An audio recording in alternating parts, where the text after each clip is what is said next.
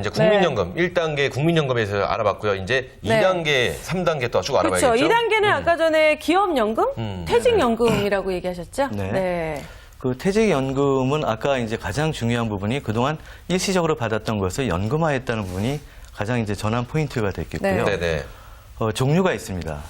퇴직연금의 종류로는 보통 우리가 확정기여형과 확정급여형으로 나눌 수가 있는데요. 네네.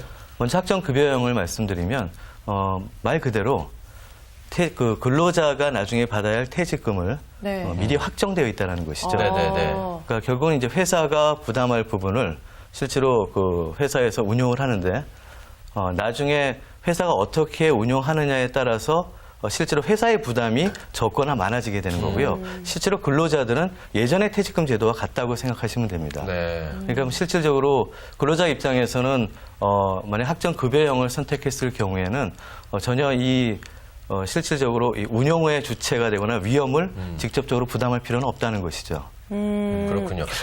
제가 이 안정적인 거 굉장히 좋아하거든요. 네. 이 퇴직연금이야말로 정말로 안정 그 자체가 아닌가라는 생각 다시 한번 드네요. 아니 근데 이거 약간 좀 이것도 잘 생각해야 될 게 네네. 보통 이게 퇴직금 한 번에 받으면 다른 데 투자해서 한 번에 날리거나 뭐 이런 그렇죠, 거 걱정해서 그렇죠. 연금으로 받는다고 했는데 이런 식으로 나는 연금으로 받겠습니다 했는데 회사가 갑자기 부도가 나면 못 받는 거잖아요. 네네. 그러니까 이거 먼저 받아야 된다? 그러니까 이거는 뭐 일단 받고 보는 거죠. 받고 어디다 넣어놓고 조금씩 뺐으더라도 이래야 되지 않나. 그렇죠, 그렇죠. 네, 그렇지 않아요? 사실은 네. 이 퇴직연금화돼서 좋아지는 것은 아까 지금 말씀하신 것처럼 예전엔 퇴직금이 실질적으로 회사가 원래는 항상 그 적립을 하게 돼 있는데 회사가 운영하다가 운용자금이 부족하면 뺏으겠죠. 퇴직적립에서 빼나가게 되는 것을 네네. 근로자는 알 수가 없는 거죠. 그렇죠, 그렇죠. 그러다 보니까 실제로 퇴직금을 받아야 됨에도 불구하고 못 받는 경우가 예전에 굉장히 많았기 때문에 네. 퇴직연금화를 시키면서 그 급여형이 되었든 기여형이 되었든 퇴직금의 급여형 같은 건 60% 정도를 사회로 적립을 시키고요. 네. 그다음에 그 확정 기여형 같은 경우는 실질적으로 연금 자산 운용자라고 하는데 보통 증권사나 보험사나 네네. 은행에서 다 그 사업자를 하고 있습니다. 네. 그거는 이제 근로자들이 모여서 어느 사업자에 해야 될지를 선택해서 운영을 하게 돼 있고요. 네. 근데 확정 기여형 같은 경우 100%를 네. 우리가 이제 퇴직금을 이제 누계로 적립하기 위해서는 네.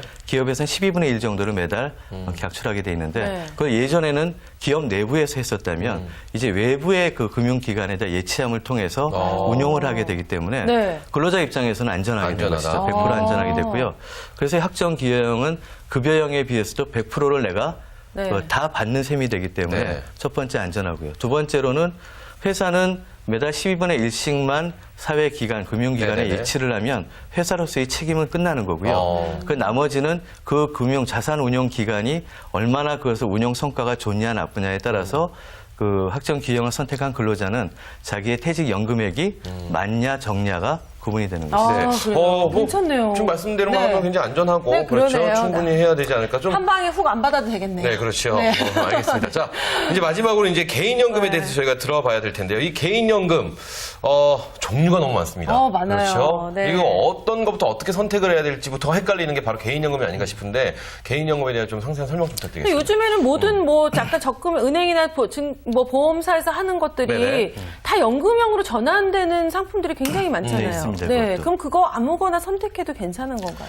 그 어떤 금융 상품이라도요. 네. 사실은 굉장히 좋은 상품 문 없는 또는 건가요? 굉장히 네. 나쁜 상품은 네. 없습니다. 네네. 이제 금융기관도 요새는 머리가 굉장히 좋아져서 네. 어느 한쪽만 치우치게 좋아지면 나중에는 진실이 밝혀지겠죠. 네네. 그러다 보니까 어느 정도 서로가 윈윈할 수 있도록 상품을 만들게 되는데 여기서 이제 저희들이 이제 소비자들이 한번 생각해야 될 부분은 과연 저 금융상품이 나한테 적합한지 아닌지를 내가 보는 것이죠. 네네. 이제 그런 면에서 일단 나는 이제 근로소득자인데 예컨대 근로소득자이면서 어느 정도 좀 고액으로 돈을 받고 있다.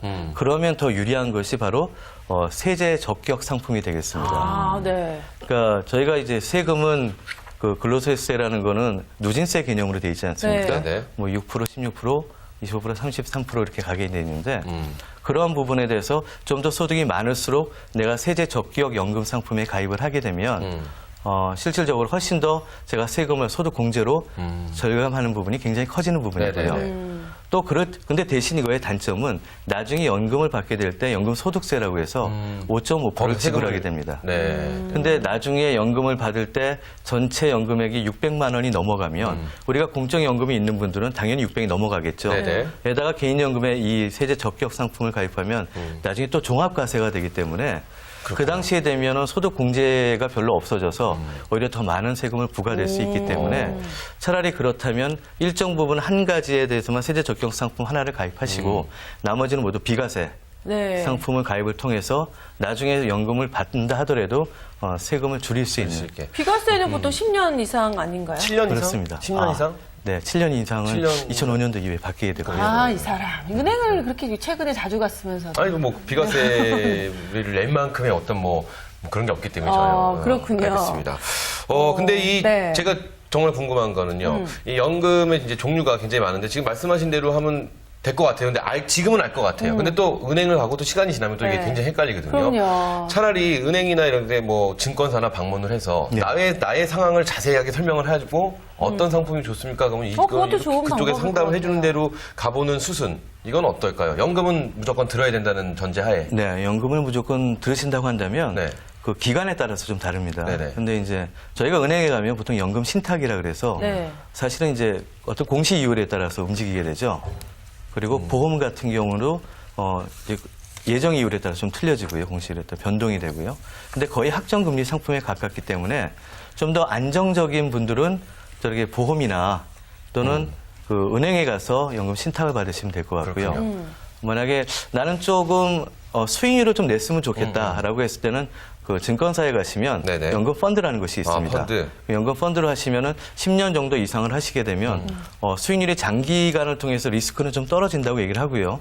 그리고 수익률을 많이 낼 수가 있기 때문에 네네. 좀 더 투자 성향이 강하신 분들은 연금 펀드를 통해서 수익도 내면서 연금을 지킬 수 있는 부분이 있겠죠. 그렇군요. 보험사에서도 이 연금 펀드와 유사한 것으로 변액연금이라는 것은 있습니다. 네네. 근데 이제 변액연금에 대신 우리나라에서는 변액연금을 그래도 연금으로 하는 부분이기 때문에 투자 상품이긴 하지만 혹시 나중에 손실에 입을 수 있는 것을 커버하기 위해서 나중에 연금 개시 시점에 연금을 보존해 주기도 합니다. 네, 그렇군요. 이렇게 해서 저희가 좀 네. 연금으로 시작해갖고 그러니까 펀드까지. 근데 사실 펀드 물어볼 게 투자까지 더 많거든요. 너무 많죠. 예. 사실 수희 씨 개인적으로 궁금한 것도 있잖아요. 많아요. 뭐 주택연금도 주택연금도 궁금하고요. 지금 저는 변액연금 들고 있는데 이거 좀 손실이 있다고 하는데 최소한을 줄일 수 있는 방법 뭐 여러 가지 그렇죠. 여쭙고 싶은 게 많은데 시간상에 좀 제약이 있네요. 그렇습니다. 네. 자, 그렇다면 마지막으로 마무리로 우리가 연금을 들기 전에 알아두어야 할 것들, 주의사항들 이런 거 짧게 한번 부탁드리겠습니다. 가장 중요한 거는 이제 은퇴 자금에 대해서 내가 생활비가 월 얼마 정도가 되겠느냐라는 것을 정하는 것이 일단 좋을 거고요. 네네. 그 다음에 그렇다면 보통 우리가 연금으로서 은퇴 기간이라는 건 길기 때문에 실제로 흐르는 샘처럼 계속 끊임없이 돈이 나와야 되는데 네. 그런 면에서 연금의 한 70% 정도를 감안을 하셔야 될 것 같고요. 그 다음에 국민연금이 있는지 얼마가 나오는지를 확인하시고 네네. 그 다음에 기업연금, 그 다음에 부족분을 개인연금에 가입하는 그 금액 정도를 하시는 게 좀 더 나중에 노후에 경제적인 안정된 삶을 부과하는데 큰 도움이 될 것으로 생각합니다. 네. 네, 그렇군요. 자, 이렇게 해서 저희가 오늘 연금의 3종 패키지라고 말씀드리겠습니다. 네. 3종에 대해서 알아봤는데 이 세 가지 다 갖고 있으면 얼마나 좋을까요? 그렇죠, 그렇죠? 그렇죠. 오늘 저희가 네. 말씀드린 이것을 이 은퇴를 준비하는 분들에게 큰 도움이 됐으면 하는 바람을 가져보면서요. 오늘 좋은 말씀 해주신 위원장님 감사합니다. 감사합니다.